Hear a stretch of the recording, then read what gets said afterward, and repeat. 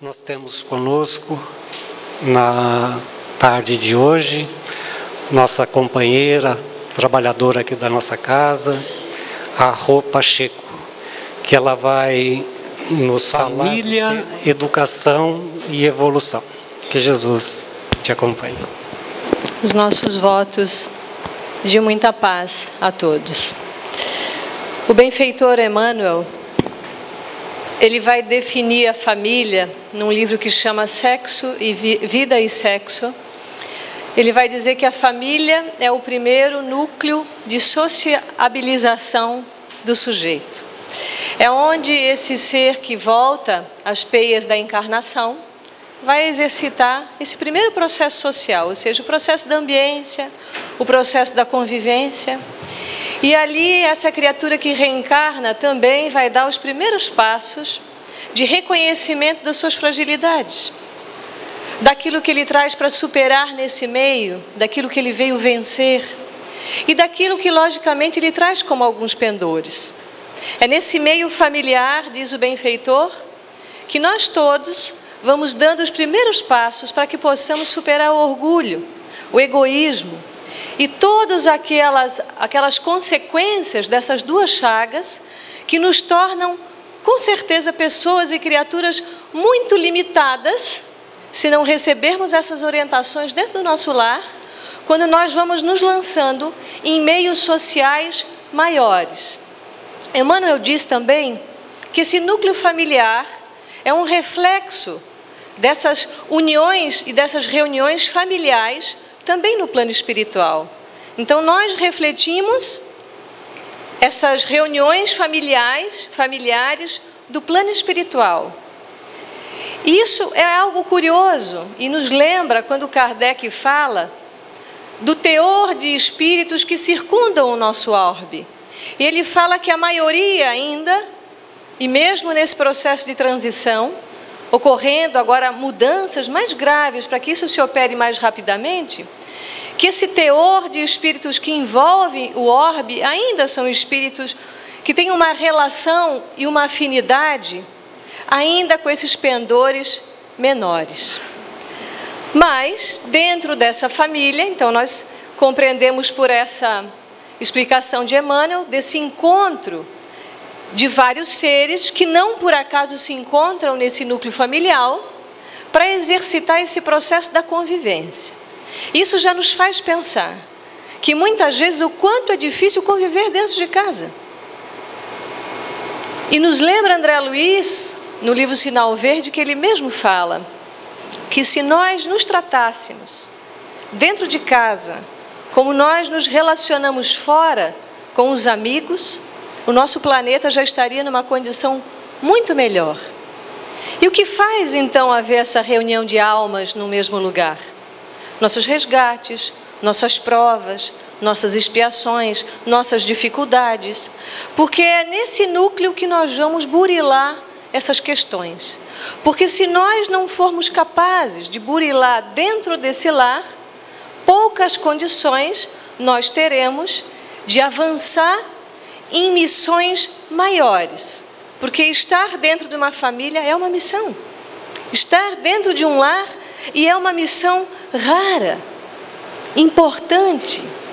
Então, se fazemos uma análise daqueles que foram os nossos genitores, os nossos pais, e muitas vezes nos falta a gratidão em relação a eles. Mas quando Moisés nos traz o decálogo, ele não esquece isso. Ele fala que é importante honrar pai e mãe. Porque quem não honra o seu pai e a sua mãe, no sentido de uma gratidão verdadeira, porque nós, o simples e grandioso fato da reencarnação, já é algo de nós direcionarmos aos nossos pais uma gratidão imensa. Porque eles nos possibilitaram essa existência, essa encarnação. Isso já é o suficiente para que nós tenhamos uma relação com o pai e mãe de gratidão, independente de quem sejam. Porque pai e mãe é algo muito sagrado. E ainda hoje nós temos dificuldade de entender isso. Mesmo adultos, mesmo mais velhos.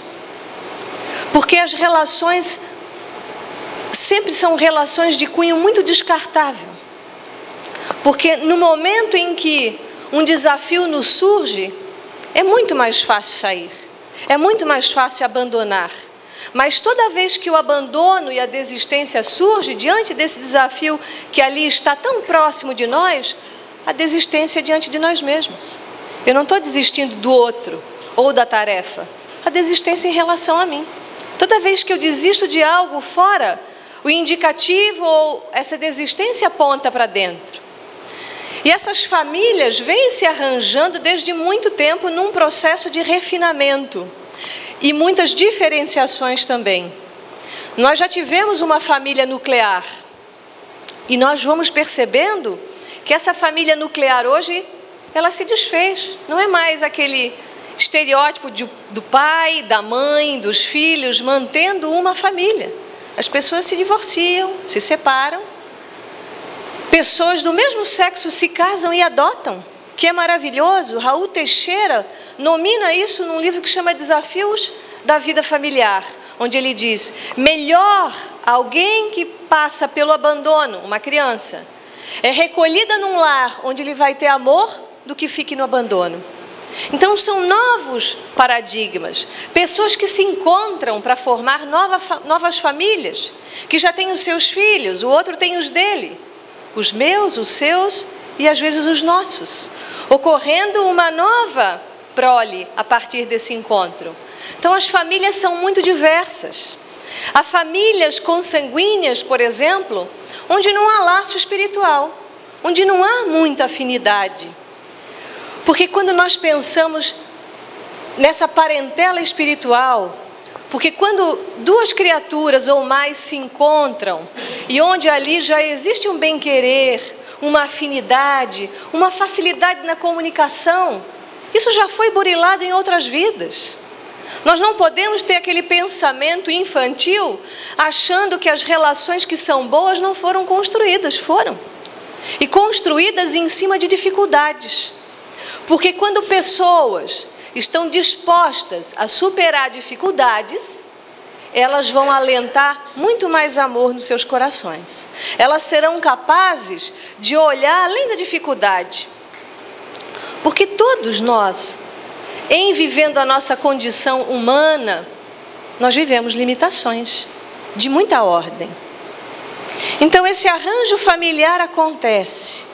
Mas quando essa família acontece, qual é a missão mais importante? O que seria aquilo de mais importante que eu vou oferecer a essa prole?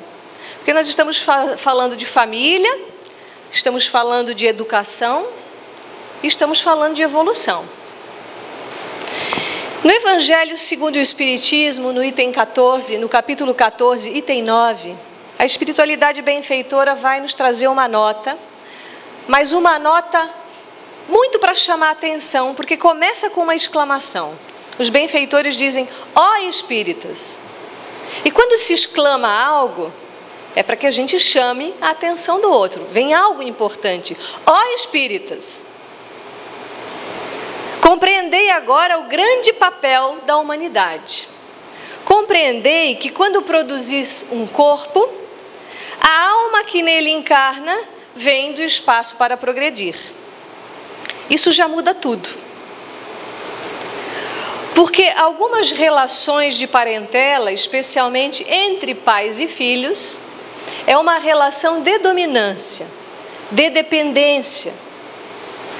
Vemos às vezes pessoas de muita idade, nos seus 80 anos, 90 anos, 70 anos, tratando os seus filhos de 40, de 50, como filhinhos. É natural que o pai e a mãe sejam tutores, que deem direção aos seus. Isso é um dever. Mas como diria Khalil Gibran, os nossos filhos não são nossos filhos. Como diria Sócrates, a alma que vem à terra é como um vento. Nós não sabemos de onde ela vem e para onde ela vai. Aquele que faz a tutela dessa alma, desse espírito que retorna. Mas a espiritualidade diz que esse ser, nós fornecemos o material genético, a matéria, Mas essa alma vem do espaço e ela vem para progredir.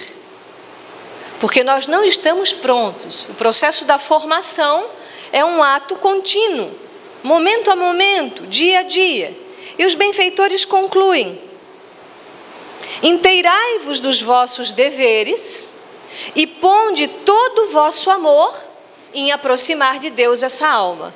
Então, qual é a missão mais importante do educador?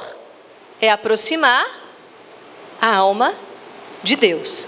Se nós fizermos isso, tal a missão que vos está confiada e cuja recompensa recebereis, se fielmente a cumprirdes. Então, nós temos uma missão no processo de educação: aproximar a alma de Deus. Para fecharmos essa narrativa, eles dizem: os vossos cuidados e educação que lhe dareis auxiliarão o seu aperfeiçoamento e o seu bem-estar futuros. Então, isso quer dizer que, na medida em que nós apresentamos Deus àqueles que nós educamos, nós, de certa maneira, vamos estar influenciando esse sujeito a ter mais bem-estar, a ter uma vida harmoniosa. Mas, por exemplo, quando nós pensamos numa apresentação, lógico que eu conheço o Araripe. E se chega uma terceira pessoa aqui no centro que não o conhece, eu tranquilamente posso apresentar. Por que eu posso apresentá-lo? Porque eu já o conheço. E esse é o processo de educação. Nós só vamos poder apresentar Deus a alguém desde que nós o conheçamos. Porque ainda a nossa relação com Deus é uma relação de distância. Muito, muito distante. Mas Deus vibra em nós porque nós somos filhos dele. E ele se apresenta claramente nas nossas vidas através das suas leis. Então esse é o grande dever.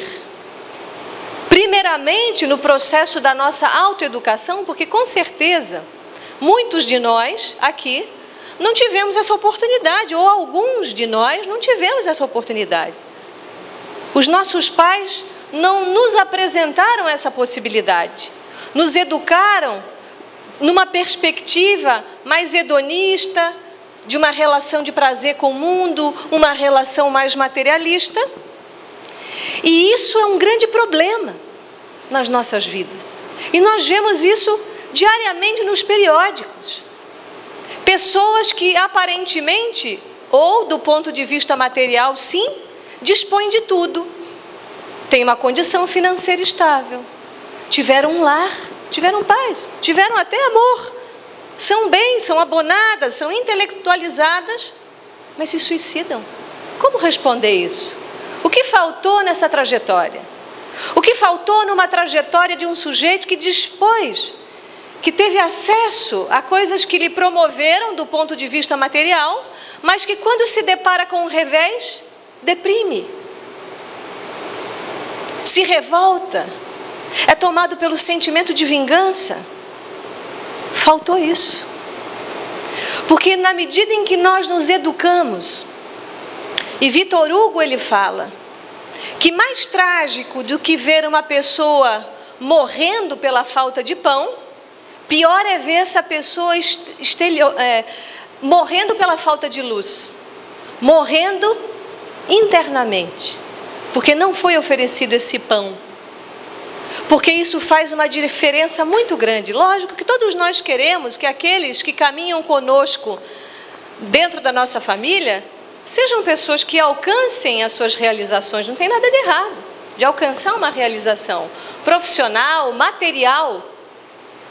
Mas que sucesso eu busco? Porque muitas vezes nós queremos um sucesso, queremos um brilho fugidio, rápido, uma fama, um reconhecimento, mas isso passa. Mas quando nós damos essa noção de importante para os nossos, importar significa trazer para dentro.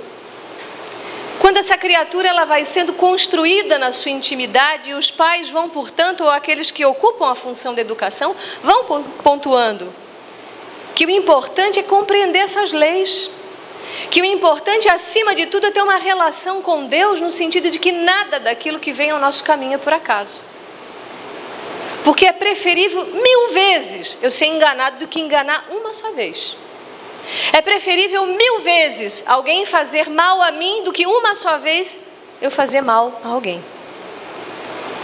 Mas às vezes nós ensinamos ao contrário, porque nós recebemos alguns ensinamentos que nos foram passados assim. Que o bom é tirar vantagem, que o bom é estar na frente, que o bom é ter pressa.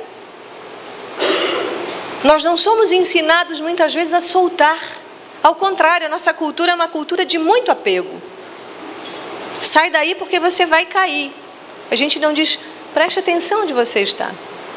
A forma de verbalizar as indicativas da educação, às vezes, são formas restritivas. Então, o quanto é importante nós conhecermos essas leis que nos asseguram essa confiança, que independente daquilo que chega, isso tem um propósito, isso tem uma razão, e isso com certeza vai nos conferir um crescimento.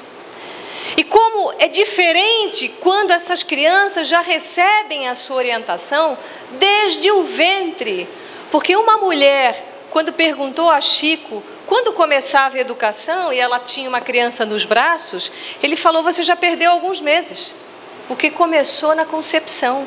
E na verdade começa antes já. Porque isso nós já estabelecemos uma relação com quem vai reencarnar através de nós. Ou aquele que chegará aos nossos braços, até por meio de uma adoção, que vai ser alguém que vai passar pelas nossas orientações. E todos aqueles que estão ao nosso redor, porque o processo de educar é um processo contínuo. Nós estamos sempre nos educando. E não pela falácia, não é pelo verbo, pelas nossas atitudes, pelo comportamento. Porque os filhos, eles olham muito o que os pais fazem e escutam muito pouco o que os pais dizem. Quem tem filhos sabe que essa é uma realidade. Mas eles observam se isso coaduna, se isso tem coerência. E posso contar um caso que acompanhei de uma amiga dedicada, espírita, com os filhos pequenos, sempre trazendo a evangelização, dando já esse norte aos pequenos. E numa situação, a filha mais velha, com 10 anos, saiu da escola e foi a uma venda comprar uma guloseima com uma amiguinha. E na hora de entregar o troco, ela ganhou umas moedas a mais e ela conferiu e disse, nossa, veio uma moeda a mais, eu vou lá entregar essa moeda. E a amiga do lado, você é muito tola, fica com esse dinheiro para você. E ela disse, não é isso que eu aprendi na minha casa. Quando nós olhamos um adulto, um político, enfim, um grande empreendedor, nós próprios, em circunstâncias onde nós temos acesso a ter algo indevido e nos apropriamos disso indevidamente, às vezes nós falamos que aquele político roubou 2 milhões, desviou verba pública. Mas será que essa pessoa teve essa orientação na sua infância? Porque não tem diferença entre algumas moedas e alguns milhões. A atitude é a mesma. Eu me aproprio de algo que não é meu. E isso começa de pequeno. Começa tão de pequeno na orientação que nós vamos dar aos nossos filhos, no juntar um brinquedo, no fechar uma porta, não apagar a luz. Isso dá trabalho. Realmente isso é uma tarefa trabalhosa, mas dá resultados. Porque é muito mais fácil o pai ou a mãe ou a que educa fazer a tarefa, mas não é o correto. E essa pessoa muitas vezes cresce sem responsabilidades. Mas lógico, nós vamos encontrar também espíritos muito reticentes na sua indisciplina, no seu egoísmo, no seu orgulho, com pais realmente dedicados, que também podem não ter êxito. Mas daí o Evangelho vai nos lembrar que essa ingratidão, ou quando os filhos nos respondem de uma forma que não coincide com aquilo que ele recebeu, os pais têm que ficar com a consciência tranquila, porque o pai fez tudo o que podia para apresentar a essa alma Deus. Ainda nesse mesmo item, os espíritos vão dizer que desde pequenina a criança manifesta os instintos bons ou maus que traz da sua existência anterior. E realmente dá para perceber, porque há um ditado antigo que fala que se uma pessoa tem 5 filhos, esses 5 filhos serão como os dedos da mão. Cada um é um, cada um é diferente. Assim como nós aqui somos pessoas distintas, diferentes, com pendores únicos, qualidades já elaboradas, defeitos graves. Então, eles dizem que essa criança já vai apresentar. E aqui eles nos invocam um pouco mais a nossa atenção. A estudá-los, devem os pais aplicar-se. Não é uma tarefa fácil. Uma das tarefas mais graves no mundo é construir uma família, é ter filhos. Muitas vezes nós vemos pessoas dizendo, não, eu não quero ter filhos na próxima vida porque é muito trabalhoso. E é mesmo. Mas vem pessoas que serão educadas de outra maneira. Há um grande mestre de yoga na Índia, o nome dele é Krishnamacharya. Esse homem, ele se versou plenamente nos Vedas, que são livros enormes de estudo da filosofia hindu. Sabia de trás para frente esses versos, era um grande praticante de yoga, e quando ele se formou em engenharia e fez todo esse estudo filosófico. E no auge da sua prática, o seu mestre disse a ele assim, agora você vai botar tudo isso em prática. Ele falou, como? Você vai casar e vai ter filhos. Você vai tirar essa filosofia da cabeça, vai processar ela no coração e vai vivenciar isso num casamento e com filhos. Porque é uma tarefa. Mas é uma tarefa que rende muitos frutos. Muitos frutos. Que júbilo é para uma mãe ou para um pai ver que o filho não se perdeu. Que júbilo é, que gratidão é ver um filho que se encaminha. E o oposto também é verdadeiro. Quantas vezes nós vemos nas narrativas espirituais as abnegadas mães no plano espiritual que vêm resgatar os seus filhos, que se perderam.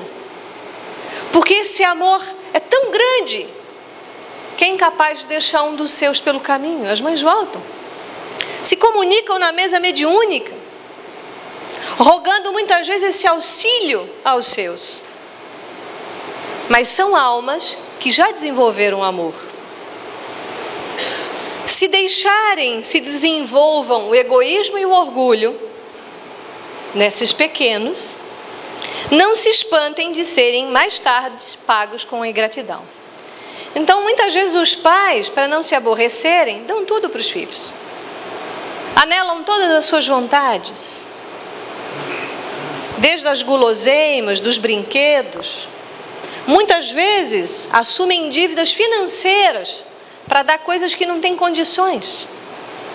E lá na frente reclamam que o filho não cuida do pai na velhice, não ama verdadeiramente. Ofereceu-se coisas, ofereceu-se, e muitas vezes até se oferece muito a nível intelectual, mas a nível espiritual é muito escasso o que se oferece para os filhos. Isso se oferece também com diálogo, com o evangelho no lar, com esse exercício de nós próprios, muitas vezes, em até ofertando essa educação mais evangélica já, dentro da visão do Cristo. Mas nós podemos, como falei, vamos presenciar uma revolta, uma debandada. Mas quando Jesus fala da parábola do filho pródigo, e diz daquele jovem, do filho mais jovem que pede a herança ao seu pai, e que quer ganhar o mundo, e esse pai de pronto diz, sim, é teu merecimento, toma dessa quantia e vai. E quando esse jovem goza de todos os prazeres, e já se vê sem nenhum recurso material, ele lembra do seu pai. Porque ele estava comendo lavagem de porco. Ele assim pensa, os servos do meu pai nunca foram tratados assim. Porque é a vivência prática. Então muitas vezes quando um filho se perde, ele lembra, puxa, mas meu pai era bom. sempre me tratou bem, me cuidou, me ofertou algo que nem sempre o mundo oferta. E eu particularmente sempre digo às minhas filhas, do portão da casa para dentro o aprendizado é sempre mais ameno. Mas do portão da casa para fora, o mundo nem sempre vai ser gentil. As pessoas nem sempre vão acolher um filho como uma família acolhe. E quando esse filho volta, o pai fica tão jubiloso, ele fica tão contente, porque nós ficamos contentes é quando alguém se redime. Porque aquele que está encaminhado, aquela criatura que já tem uma alma mais amadurecida, nós podemos ficar mais tranquilos. Mas é preciso olhar para aquele que é o mais revoltado, que é o mais problemático, que é o mais difícil. E nós tivemos no ano passado a oportunidade de estarmos na presença de um grande educador na Argentina, Héctor Guinet, um grande educador mesmo, uma referência na educação no país. E ele nos contava, ele com 86 anos já, falando das suas primeiras experiências como educador, como professor, na região sul da Argentina. E ele disse que foi a uma escola onde nenhum professor conseguia ficar mais que 3 meses. Especialmente numa classe, uma classe de ensino primário. E realmente quando ele se inscreve para essa função, e lá chegando, ele vê uma balbúrdia. As crianças se batiam, papéis sendo arremessados no ar, e ele se encosta na porta e ele tem um surto de riso, ele ri. E ele ri tanto que as crianças, com certeza, eles pensaram, esse professor deve ser mais louco do que todos nós juntos. Mas Héctor, como realmente é aquele educador, vai ensinando essas crianças, não só instruindo, mas trocando afeto, prestando atenção na habilidade desse e daquele. E ao cabo do primeiro semestre, os pais de um garoto, que era o garoto mais terrível da classe, vêm falar com a diretoria e perguntar o que estava acontecendo, porque ele começara a mudar um pouco os seus hábitos, se tornara menos violento, inclusive em casa. E o diretor diz, não, você tem que falar com o professor. E lá chegando, eles perguntam o que o Héctor fez, e ele responde de uma forma muito simples, que foi o que nos chamou muito a atenção. Ele diz assim, ninguém é desprovido de qualidades. Todos nós temos algo bom. É importante que a gente descubra isso e trabalhe isso. E ele completa a sua frase, que nos lembrou Pedro Camargo, que é um grande pedagogo espírita, que fala, não existe nada que não se resolva com educação. Nada. Se nós pensarmos em toda a problemática que existe hoje ao nosso redor, em qualquer instância da nossa sociedade, o que faltou foi educação. Faltou educação. Mas o que é educar? Então, se nós falamos da família, falamos que ali vai haver um encontro de almas que se devem mutuamente, que vem com o objetivo de se educar. Será que educar é um processo tão somente instrutivo, de informar? E como nós gostamos muito das palavras, a palavra informar significa colocar na forma, informar. Transformar significa ir além da forma ou da forma. E o processo da formação é um processo de modelagem. Porque nós estamos nos modelando, nós não estamos prontos. E fato é tão verdade isso, que nós vamos perceber pessoas já numa idade, como diriam os gregos, no inverno da vida, na velhice, mas do ponto de vista espiritual, muito infantis. Como nós vamos perceber, almas na primavera da sua existência, no verão da sua existência, mas almas muito maduras. Então a cronologia, ela é muito relativa em relação ao cabedal de conhecimento que a alma traz. Então educar é um processo de tirar de dentro. Então Emmanuel vai dizer o seguinte, educar é tirar de dentro para fora e não introduzir. Quando quando os Espíritos nos dizem prestar atenção naquelas pessoas que chegam até nós, na condição de filhos, e observar que ali também tem pendores, não tem só dificuldades. Porque se nós pensarmos que todos somos filhos de Deus e que essas potências da alma, elas vigem em todos nós indistintamente, todos nós temos essas potências. Mas na maioria das vezes, o que nos atenta é o problema. E às vezes a gente olha para alguém que caminha ao nosso lado e a gente se sentencia, e sem piedade. Esse é desse jeito mesmo, vai morrer assim.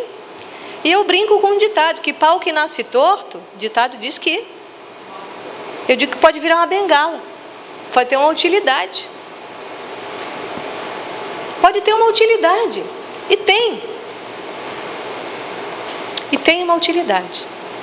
Mas nós fixamos muito mais facilmente no defeito, na limitação.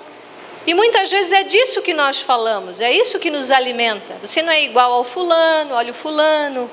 Comparamos como se fosse possível. Toda vez que há uma comparação, alguém está acima de mim ou abaixo de mim. Então nós vivemos uma crise de ausência e de identidade. Porque nós queremos empurrar os nossos para esse mercado de trabalho, para uma vida com sucesso. Mas às vezes nós não sabemos nem para onde estamos indo. As pessoas se movimentando na vida sem saber exatamente aonde querem chegar. Só que para eu saber da direção, primeiro eu tenho que saber quem eu sou. Enquanto eu não sei quem eu sou, qualquer direção serve, não é assim? E nós vemos quantas crises profissionais na idade madura, pessoas que trilharam o caminho profissional há algum tempo e entram em crise, porque não escutou o seu coração. Porque muitas vezes ali o pai determina a sua vocação. Não se olha para o filho e se percebe ali que ele é um ser único, assim como nós somos criaturas únicas, e que independentemente da nossa cronologia hoje, nós temos que saber quem somos, para saber por onde nós estamos caminhando.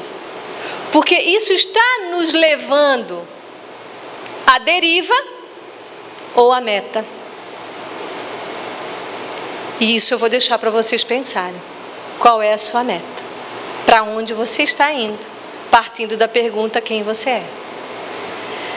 Todos possuem em estado de latência, diz Emmanuel, poderes e faculdades maravilhosas, cujo desenvolvimento harmônico e progressivo deve constituir o objeto da educação.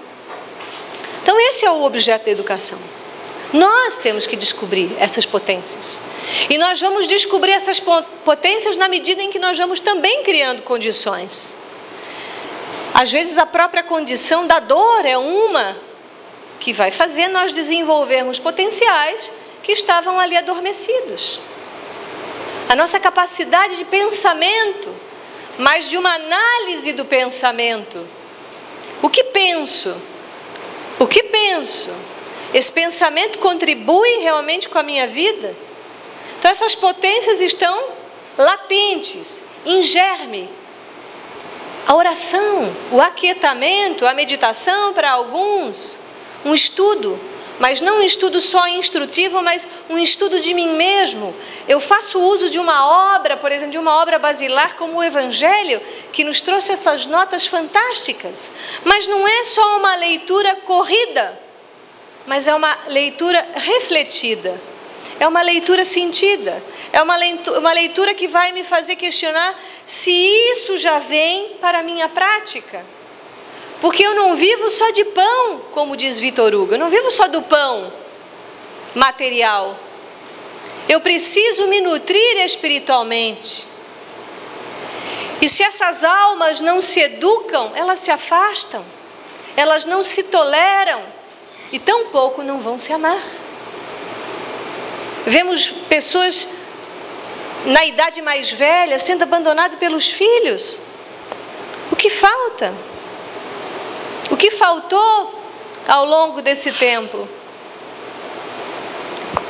Roberto Freire diz que os melhores pais são aqueles que se tornam desnecessários nas vidas dos filhos. Porque aquele pai e aquela mãe laborou tanto nesse processo vivencial da educação, que deu autonomia para essa alma escolher o seu caminho. E o amor é um amor livre e absolutamente responsável. Porque quem ama, cuida. Quem ama, cuida. Quem ama, presta atenção. Quem ama, não abandona. Porque daí vem muitas circunstâncias. Nós podemos citar algumas, às vezes é mais cômodo. Às vezes o desafio é muito grande, mas nós sabemos que não é por acaso que nós nos reencontramos. Então, esse processo de educação, nós não nos educamos sozinhos, né? Porque enquanto a gente está só, às vezes nós podemos nos perceber como pessoas muito boas. Estou sozinho, sou uma pessoa paciente, eu sou calmo. Mas vai para o trânsito. Convive com alguém. Então, o processo da convivência é o processo do espelhamento. E aquilo que realmente me intriga, me incomoda muito no outro, é importante a gente olhar para dentro de si mesmo. E assim também, quando eu passo a reconhecer em alguém uma qualidade, eu também já estou vendo isso em mim. Porque não podemos só olhar o lado negativo, é importante também pontuar que coisas boas já foram despertadas e estão sendo despertadas em nossos corações. E Emmanuel vai dizer sobre ensinar e praticar, porque o processo da educação é o processo vivencial. Todas as ciências estão ricas de especulações teóricas. Todas as religiões que se divorciaram do amor estão repletas de palavras, quase sempre vazias e incompreensíveis. Então, esse ingrediente fundamental para que isso não se torne só uma teoria é o amor. E o princípio básico do amor é tolerar, aceitar que o outro é diferente. E quantas vezes nós vamos caminhar num núcleo íntimo, familiar, e nós vamos olhar ao nosso lado uma pessoa que amamos muito, fazendo uma outra escolha. E o quanto às vezes isso nos faz sofrer silenciosamente. Mas nós não podemos interferir. Principalmente quando esses já estão numa idade madura e podem decidir por eles mesmos. Bezerra de Menezes traz uma nota no livro que chama Caridade, uma psicografia de Chico Xavier, onde ele diz: amar é aceitar quando alguém faz uma escolha diferente da sua, para que você se aprofunde mais nos ensinamentos de Jesus. Jesus foi aquela criatura magnânima que sempre respeitou as escolhas, que nunca impôs nada. Porque esse tempo do amadurecimento é um tempo diferente. Mas como o filho pródigo retorna, essas almas, mais cedo ou mais tarde, retornam para o caminho. A gente não pode perder essa esperança. E nem sempre a nossa ação será de uma forma direta em relação àqueles que nós amamos. Porque quem ama solta, não prende. Eu amo tanto que eu quero junto de mim, isso não é verdade. Não é verdade. Porque o amor confia. O amor entrega. E para aqueles que já vivenciaram a experiência aqui, sabem do que falam. O quanto às vezes é difícil essa ação, mas é preciso. Não é prender, não é cercear. Dar limite é muito saudável. E isso é feito na primeira infância. Depois dessa primeira infância, o espírito entrando já na sua adolescência, ele vai mostrar quem ele é. E como é claro isso, de ouvir muitos pais falando, e nós próprios passando pela experiência, que os filhos chegam na adolescência e dizem: não parece meu filho, não parece aquela criancinha, que era assim ou assim e de repente se tornou isso. Mas é a alma que está dizendo: agora eu estou me apropriando dessa vida. E muitas vezes a ação é indireta em que proporção? Do pensamento, da oração, que tem uma ação maravilhosa. Muitas vezes nós vamos ter que orar. E não é só orar. Orar. Orar é muito. Quantas vezes ainda com a minha mãe encarnada eu dizia a ela: mãe, ore por mim. Que importância tem uma oração de uma mãe por um filho, de um pai, da esposa para o esposo, do esposo para a esposa, de um amigo para um amigo, de um estranho para outro. A oração tem uma grande força. Então Emmanuel vai falando dessa prática. As predicações são ouvidas por toda parte, mas a prática, essa é rara. E daí a necessidade de se habituar a ela com devotamento, para que os atos revelem os sentimentos, operando com o espírito de verdadeira humildade. E ele diz: caminhai, caminhai, pois, nos pedregosos caminhos das provações. À medida que marchares cheios de serenidade e de confiança, mais belas provas colhereis da luminosa manhã da imortalidade, que vos espera além do silêncio dos túmulos. Então Emmanuel fala, é rara essa prática ainda, mas nós podemos nos imbuir de mais esforço para tornar isso mais prático na nossa vida. De falar aos nossos filhos: você está construindo uma vida hoje, mas essa vida já é o reflexo da próxima. Nós já estamos preparando a próxima reencarnação. Na semana passada, a minha filha do meio foi viajar de avião. Ela disse: mãe, se eu morrer? Eu falei: filha, a morte não existe. Você vai chorar? Eu falei: lógico, sentir saudade. Mas falar isso assertivamente para um filho, se acontecer qualquer coisa, pense em Deus. Retome aquilo que você já sabe, tome isso como seu, se empodere de ser um ser imortal.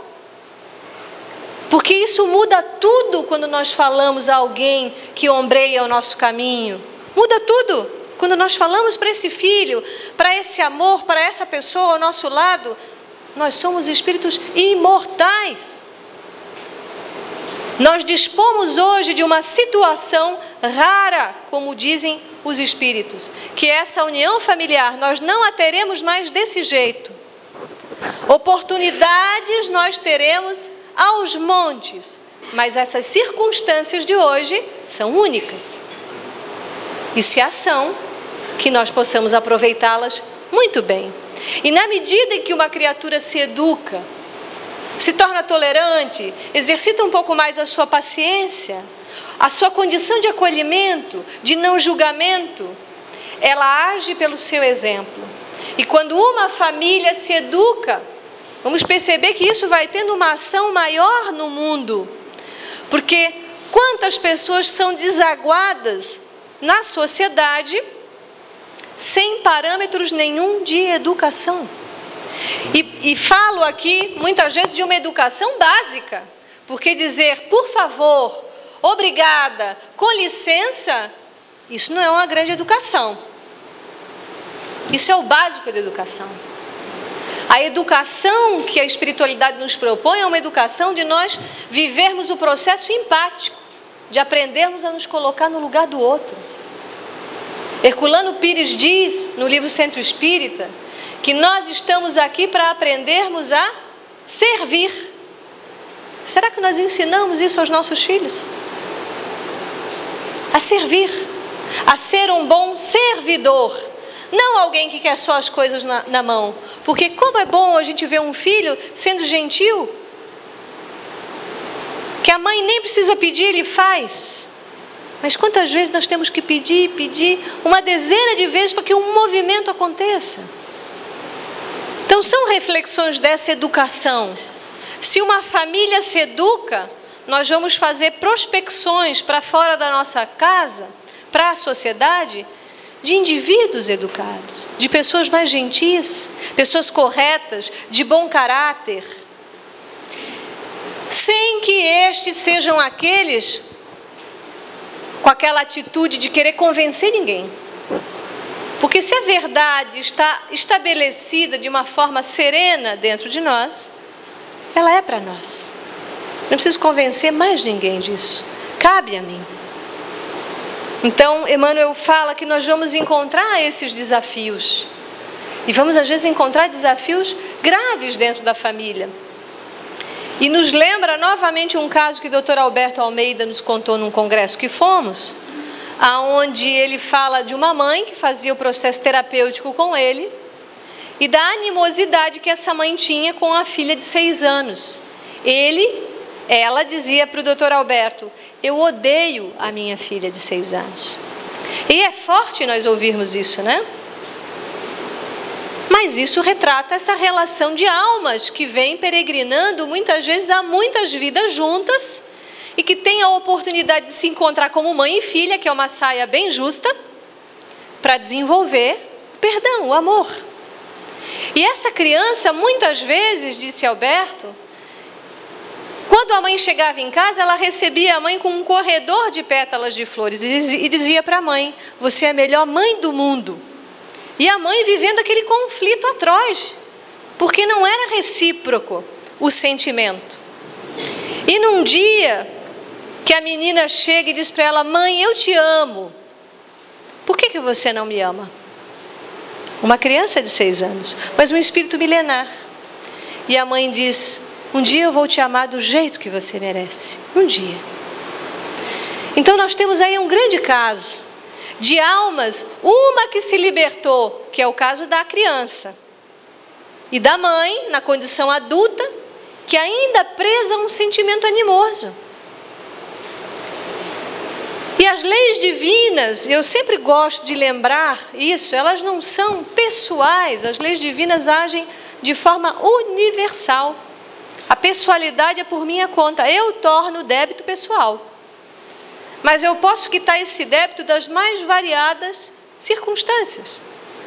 Porque usando esse caso como um exemplo, essa mãe vai ter uma outra encarnação, mas necessariamente ela não vem com essa filha como a sua mãe. Ela pode reencarnar em outra circunstância, em outro lugar, em outro país, em outra língua, mas pode sofrer também, de repente, um abandono. Então tudo se explica, não é? Tudo é muito fácil de compreender a dinâmica da vida, que nós não estamos no lugar errado, que nós só estamos ali para aprender a amar. A amar como Jesus nos disse. Ama a Deus, porque se você ama a Deus, você tem uma relação com o Pai. Não existem órfãos, porque Deus não abandona ninguém. Não existem mortos, porque ninguém morre. Ama a Deus sobre todas as coisas.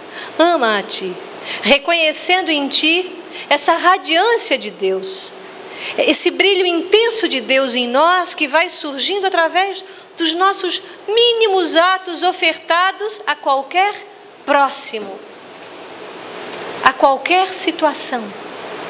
Porque a urgência é nossa. As possibilidades, elas são diárias para o nosso crescimento. Pressa, nós não precisamos ter, mas urgência sim. Urge nós não desperdiçarmos uma oportunidade. Talvez hoje seja aquele dia de eu dizer para alguém na minha família o quanto que eu amo. O quanto que é importante nós externalizarmos, muitas vezes aos nossos pais, dizer: pai, que bom que você me ensinou isso. Dizer à esposa ou esposo ou aos filhos: eu te amo, meu filho, do jeito que você é. E quando as coisas ficam escuras, como é bom um abraço. E como é bom lembrar que às vezes um daqueles se desviou, mas que logo ali é possível retomar o caminho de novo. Que vão haver momentos de enaltecimento, sim, de voz áspera, de voz alta, um xingamento, pode acontecer, mas é importante que isso não seja a rotina. A rotina tem que ser a tolerância, tem que ser a calma, tem que ser a gentileza. Não é porque o lar é um ambiente íntimo que nós devemos perder aquelas atitudes de dizer obrigado, por favor, com licença, você pode me ajudar? Por que em casa isso se perde?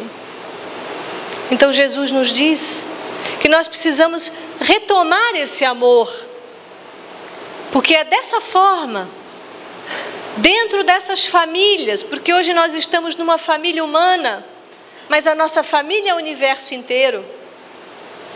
A nossa família é qualquer lugar onde eu possa ser eu mesmo nessa ligação com Deus e transmitindo através de atitudes isso ao próximo. A família é tudo que existe, inclusive a natureza. Nós estamos integralmente relacionados uns com os outros. Que bela perspectiva é essa de família, de educação. E aí nós temos o grande caminho da nossa evolução, a nossa jornada, a nossa peregrinação, porque nós não podemos ser mais um. Onde nós estamos, nós podemos fazer a diferença. Então, meus irmãos, que nós possamos sair daqui fortalecidos nessa perspectiva, que possamos sair daqui mais encorajados no nosso processo autoeducativo e principalmente em sermos nós, talvez um exemplo muito pequeno, mas naquilo que nós consigamos fazer, que não percamos a oportunidade de sermos um exemplo silencioso onde nós estivermos. Agradeço a atenção de todos. Muito obrigada. Nós agradecemos a Rô Pacheco pelas informações tão necessárias para o dia de hoje, tão necessárias para a família, de um modo geral, preocupação nossa. Nós tivemos, como foi anunciado, um estudo introdutório antes, às 16h. E há uma pergunta feita, né, do que é o relacionamento. Muito acertadamente, uma das integrantes do grupo respondeu que é desenvolver qualidades. Desenvolver virtudes. Qualidades era uma palavra minha. E a Rô vem afirmar isso tão bem. Muito obrigado, que Jesus te abençoe.